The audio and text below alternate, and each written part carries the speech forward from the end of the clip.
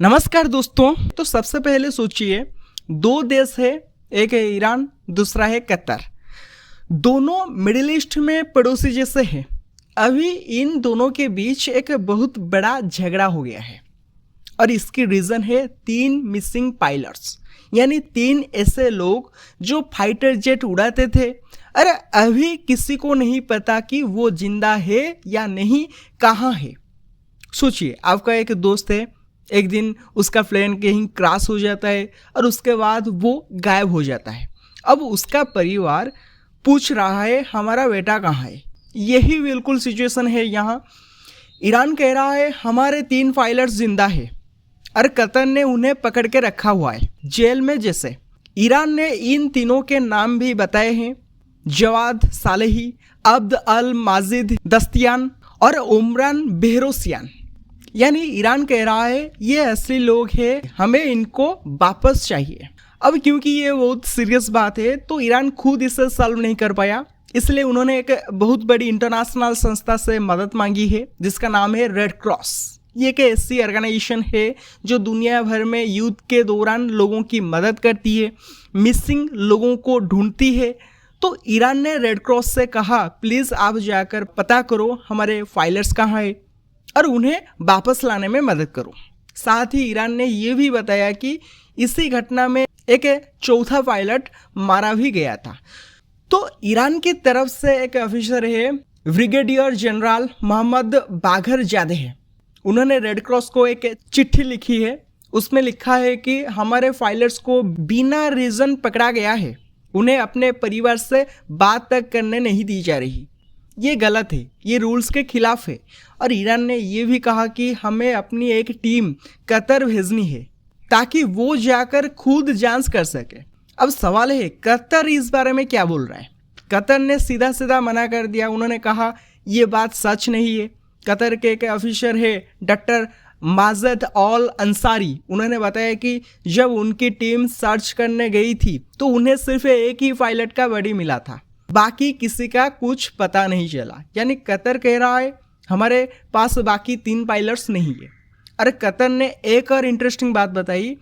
उन्होंने कहा हमने तो अप्रैल महीने में ही ईरान को बुलाया था कि आओ खुद देख लो हमने क्या क्या ढूंढा है, सारे प्रूफ दिखा देंगे, लेकिन ईरान की तरफ से कोई जवाब ही नहीं आया। तो कतर कह रहा है अगर उन्हें शक था तो वो आकर चेक कर सकते थे, पर वो आए ही नहीं। कतर ने ये भी बताया कि जो एक बॉडी मिली थी उनकी डीएनए टेस्ट भी हो चुकी है, यानी उसकी पूरी पुष्टि हो गई है कि वो कौन था। अब चलिए समझते हैं कि ये पूरा झगड़ा शुरू कहाँ से हुआ। इसकी शुरुआत होती है 2 मार्च को। उस दिन ईरान के 2 फाइटर जेट्स जिन्हें SU-24 कहते हैं वो कतर के आसमान में घुस आए। ईरान का कहना है कि उनका इरादा एक मिलिट्री बेस को निशाना बनाना था जहां अमेरिका के सैनिक रहते हैं।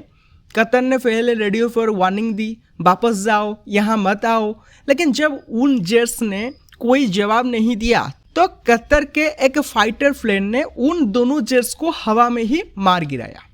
ईरान कहता है कि उस प्लेन में 4 लोग थे, एक की मौत हो गई मौके पर ही, बाकी 3 यानी वही जिनके नाम हमने बताए वो जिंदा बच गए, लेकिन उन्हें पकड़ लिया गया।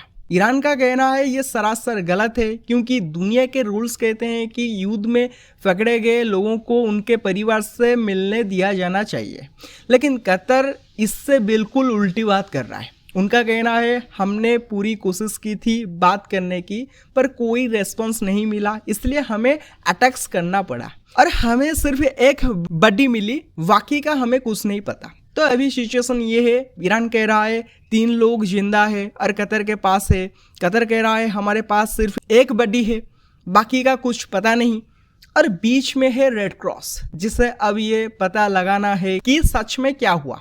लेकिन दोस्तों ये कहानी यहीं खत्म नहीं होती। इसी टेंशन के बीच स्ट्रेट ऑफ हॉर्मुज में भी कुछ बड़ा हो रहा है। अभी इसी रास्ते में एक बड़ा हादसा हुआ है। यूएई का एक तेल का जहाज जिसे टैंकर कहते हैं उस पर हमला हुआ। अच्छी बात ये रही कि इसमें किसी की जान नहीं गई, लेकिन यूएई बहुत गुस्से में है। उन्होंने कहा ईरान ये बंद करो, बार बार हमारे शिप्स पर हमला मत करो। और यहाँ एक बहुत डरावनी बात है, ये कोई फास्ट हमला नहीं है। सिर्फ एक हफ्ते के अंदर यूएई के 3 जहाज़ों पर अटैक हो चुका है। सोचिए, अगर कोई आपके स्कूल बस पर एक हफ्ते में 3 बार पत्थर मारे तो आप समझ जाएंगे कि ये कोई कोइंसिडेंस नहीं है, कोई जानबूझकर कर रहा है। और सिर्फ इतना ही नहीं, एक और जहाज़ जो सामान ले जा रहा था उस पर भी किसी अनजान चीज से हमला हुआ। यानी अब सिर्फ एक देश नहीं बल्कि उस पूरे रास्ते से गुजरने वाला हर जहाज खतरे में है। तो सोचिए, ईरान के पास वहाँ बहुत सारी ताकत है, उनकी नौसेना वहाँ हमेशा मौजूद रहती है और इस टेंशन के रीजन से बहुत सारे जहाज अब वहाँ से गुजरने से डर रहे हैं या रुक गए हैं। इस रीजन से पूरी दुनिया में तेल की सप्लाई पर असर पड़ रहा है। पास ही एक देश है ओमान, जो बीच बचाव करने की कोशिश कर रहा है ताकि दोनों साइड शांति से बात करें, लेकिन अभी तक कोई बात नहीं बनी है। अब दोस्तों, ये पूरी कहानी सिर्फ इन्हीं 2 प्लेसेस तक सीमित नहीं है। इस समय आसपास के दूसरे इलाकों में भी बड़ी घटनाएं हो रही है। एक प्लेस है येमेन, वहाँ एक ग्रुप है जिसे हुती कहते हैं और उन्हें ईरान की मदद मिलती है। इन लोगों ने 6 मिसाइल से दागी एक फोर्ट पर जिसका नाम है मोक्खा। इस हमले में 3 लोगों की मौत हो गई, जिसमें 2 सैनिक भी थे। इस हमले के रीजन से उस पोर्ट पर कामकाज रोकना पड़ा। दूसरी तरफ लेबनान में भी हालात खराब है। इजराइल ने वहां एक हमला किया एक बड़े कमांडर को निशाना बनाते हुए, जिसमें 11 लोगों की जान चली गई। इससे वहां पहले से जो थोड़ी बहुत शांति थी वो भी अब खतरे में पड़ गई है। तो अब अगर हम पूरी तस्वीर को एक साथ देखें तो समझ आता है कि ये सिर्फ 2 कंट्रीज ईरान और कतर का झगड़ा नहीं है, ये एक बहुत बड़ी चेन है।